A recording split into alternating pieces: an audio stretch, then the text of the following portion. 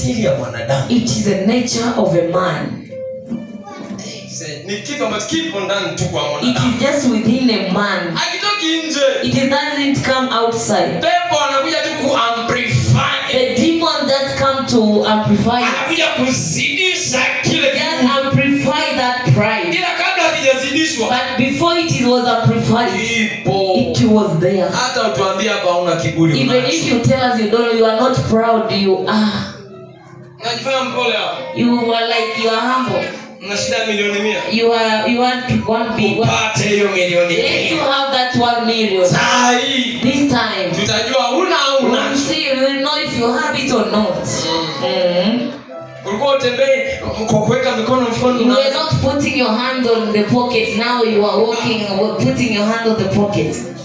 Ulikuwa unatembea na mwendo wako. You were just walking normal.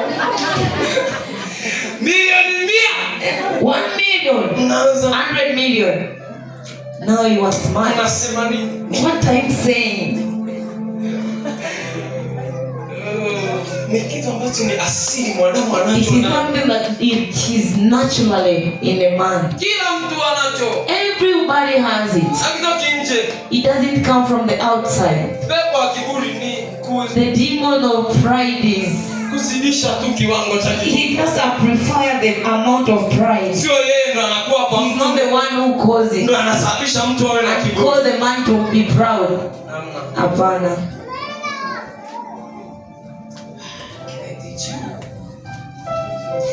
Kila kitu ambako spirit inapata nafasi kumuingilia mtu. Anything that the spirit has ability to enter the man. Kumfanya awe sio mtu mzuri. To make him a bad person. Kile kitu. That thing. Huyo mtu alikuwa nako. A man had in him. Pepo limekuja kuongeza uwezo. The demon that's amplify it. Give it ability. Limekuja kuongeza uwezo. It just amplifies. To feel yourself.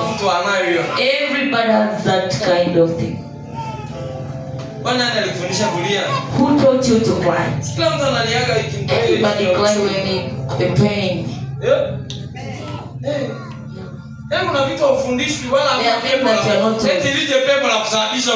Not even a demon to cause you cry, no. So kuna tunafasi vifan tunavyo kiasili. The chances that there are something that we have. Ukishindwa kujicontrol mwenyewe binafsi. If you fail to control yourself. Ndio unafungua mlango wa kuleta kinachoongezea. Then you are opening the door to make it increase. Unafungua mlango wa kije kinachoongeza. You open the door for the one that increases it. Hizo tabia. That behavior. Bwana Yesu asifiwe. Yesu ni mzuri. So, mtu akishafikia kiwango anamiliki roho zote, ana uwezo kutawala roho zote. So when a man reaches that level, he's